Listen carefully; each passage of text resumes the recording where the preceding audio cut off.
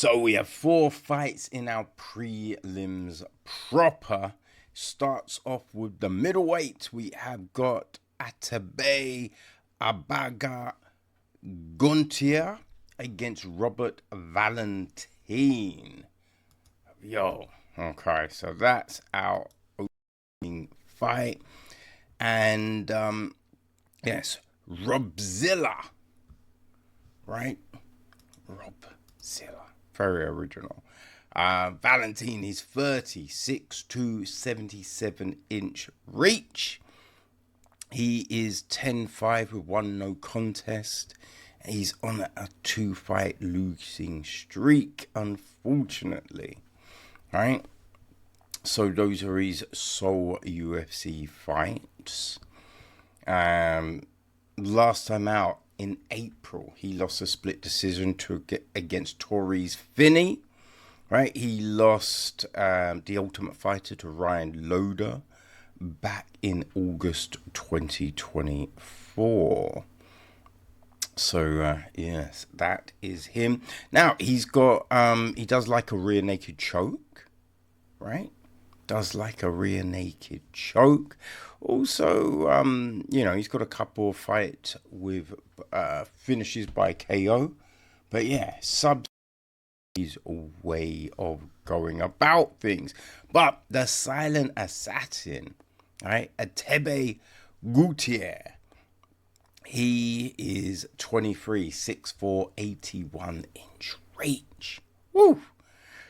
7-1 overall on a 6-fight winning streak, right? And won his debut, came via the Contender Series, won his debut, really well.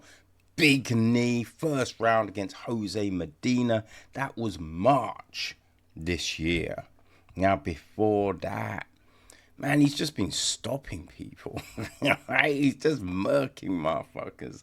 Woo, boy, man. So he won his pro debut. Then he lost his next fight, and then he put together his run. So I think that run's gonna end anytime soon. So I'm taking Gutierrez for the win. Gutierrez for the win. So next we are back to the welterweights.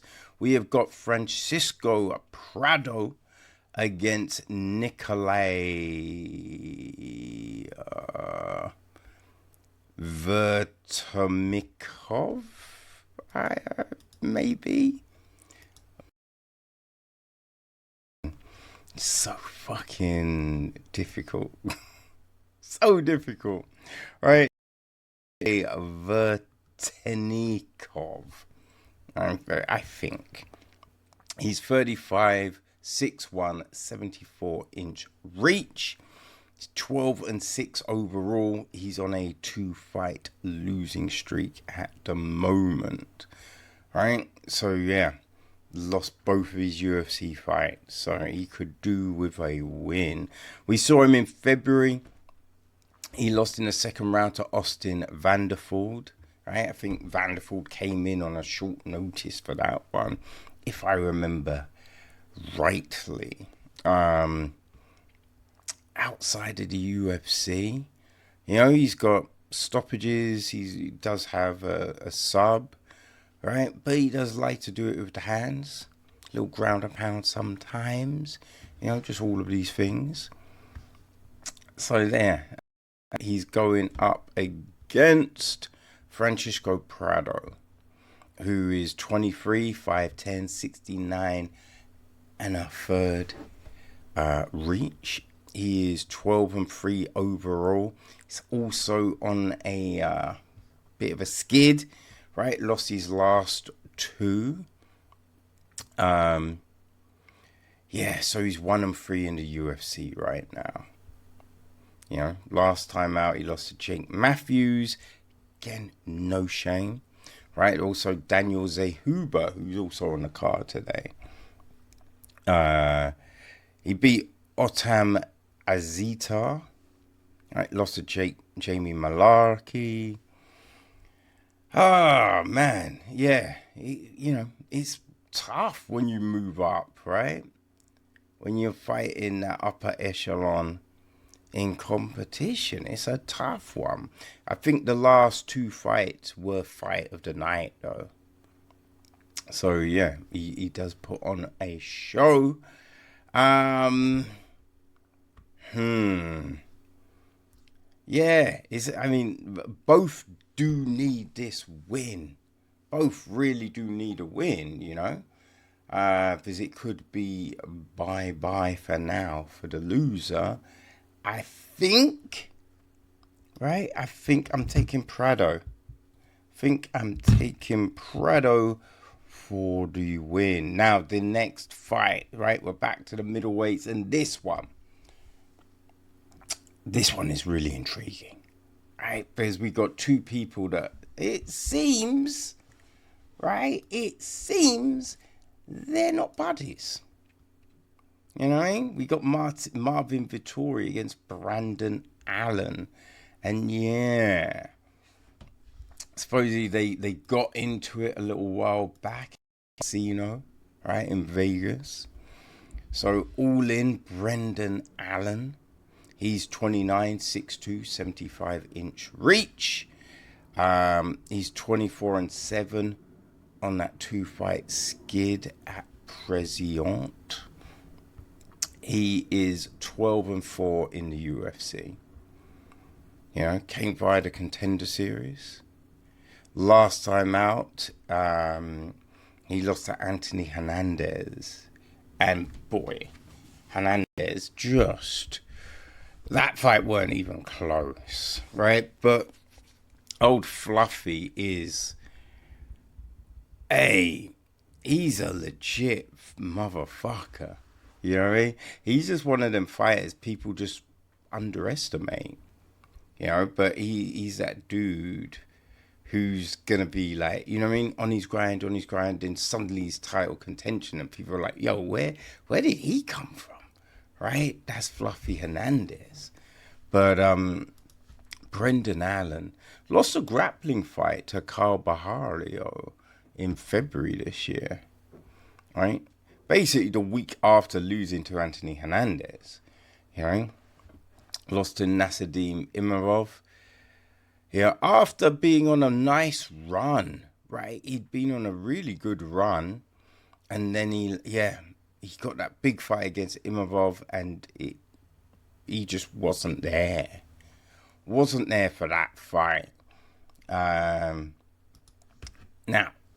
he is going up against Marvin the Italian Dream Vittori, who's 31, 6 inches tall, 74-inch reach. He's 19-7-1, also on a two-fight losing streak. So we have got very well put together fights, right? People on comparable records, skill sets, all of that jazz, and also fighters with a little heat behind them, right?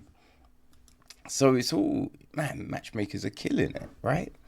Vittori 9-6-1 in the UFC.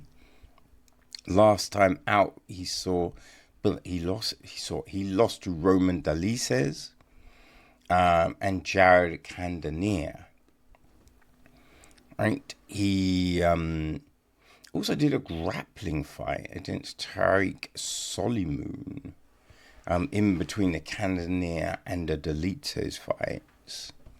Right, the Dalices fight was interesting because he beat him, so he technically didn't have to take the rematch, but he did. So you give props to Vittori. Like, Vittori always comes across as a dude who, I don't know, understands what the game is, right? Understands what you need to do, about putting the skill sets together, all of that jazz. But then there's times he steps into the octagon and I don't know, like falls asleep, right?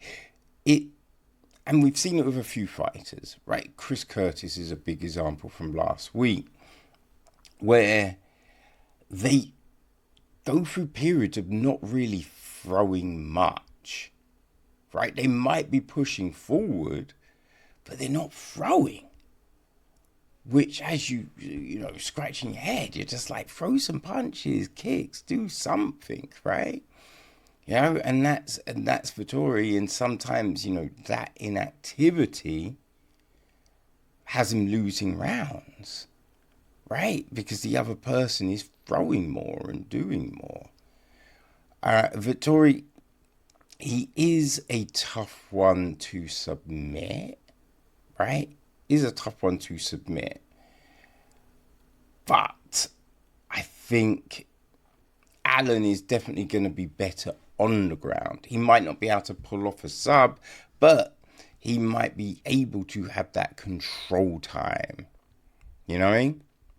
So yeah, I'm going to take Brendan All-In Allen for the win here.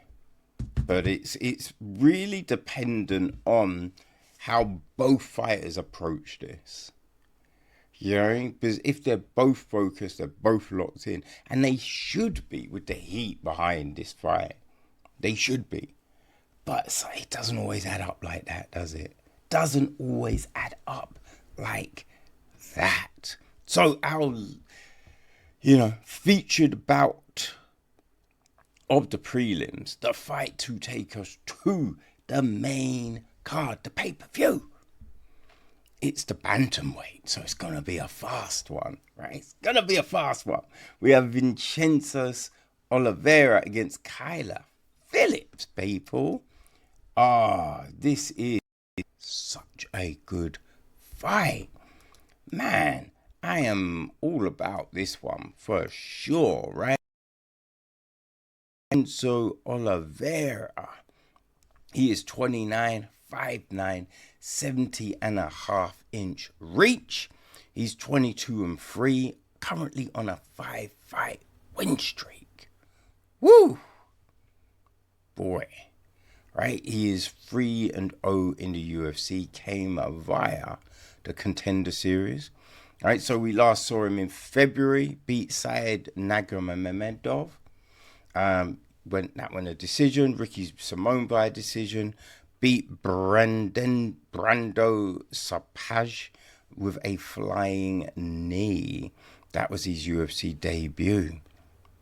And he got a bonus for that. Got a bonus for the Nurmagomedov fight as well. Right, so he's definitely got the skills. Right? He's definitely got that knockout power. He's had some subs, right? Nothing recently, but he does have subs. But so this is very, very interesting. He's fast, right? But so Kyler Phillips, right? The Matrix. Kyler Phillips, he's 30, 50, 5'8", 52-inch reach, right? So just a year older than the Matrix is 12-3 overall, coming off a loss in his last fight, which was a little frustrating. He's 6-2 overall, right? So Rob Font was the last one, and man, hey, don't get me wrong, Rob Font is fucking great, right? And I think ever since moving to TriStar, we've seen new wrinkles to that game. But yeah, Phillips did feel kind of stuck in the mud in that fight, right? We've definitely seen him fight better. I mean, just the fight before against Pedro Munez, he looked very good. Ronnie Bajales was good, right? Kyler Phillips, man, just the way he moves and slips a shot or a kick, it is nerve-wracking. Sometimes you're just like, that was so close. What are you? Put your hands up, motherfucker. Like, what are we doing? You know what I mean? But Kyler Phillips, man, he's got good kicks, he's got good punches, and he puts it together so well. Right? There's some people, their kicks are good, their punches are good, but it's all a little bit forced. Not with Phillips. It's permanent flow state with Phillips. And yeah, I'm going to take Phillips with a win. You know what I mean? Look, Lock Dog he's a great fighter too. You know what I mean? Would I be surprised if he won? No. But my gut is telling me Kyler Phillips is getting back on track Saturday night. So that's what I'm doing, people. I'm taking Kyler for the win. And that takes us to our main card.